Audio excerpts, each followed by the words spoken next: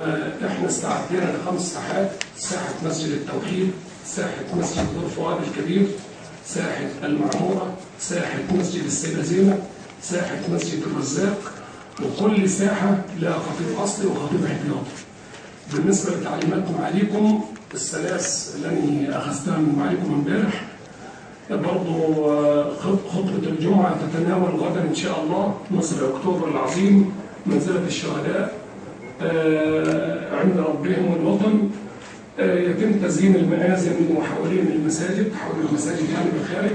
يتم رفع التكبيرات يوم 6 أكتوبر من الساعة الثانية للقاشي ده خلال 2 ل 5 لغاية 2 و10 اللي هي الربع ساعة بتبقى من 2 ل 5 برضه دكتور رياض من 2 ل 5 ل 2 و10.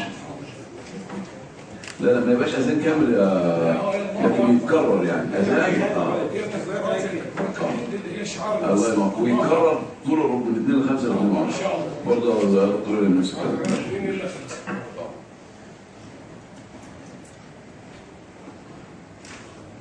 ماشي تحت امر عليك.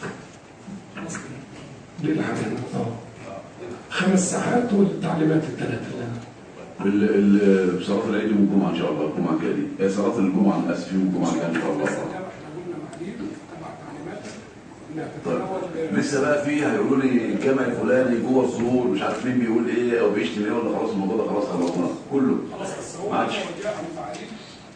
تدي تعليمات للأمن لأن الساحة اللي تم إلغائها ممكن الإخوان تكون فيها وتطلع منها بصلاة وبظاهرة في المساحة اللي هي جنب التوحيد.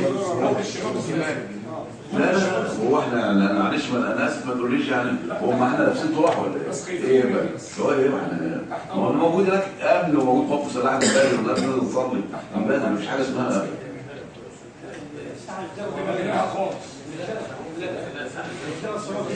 ده جنب بعض ما ينفعش ساعتين جنب بعض جنب بعض ساعتين.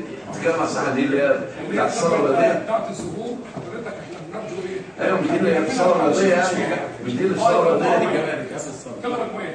انا عندي بقى عمار بقى شباب الشباب لازم يبعد عن توحيد حوالي 500 متر.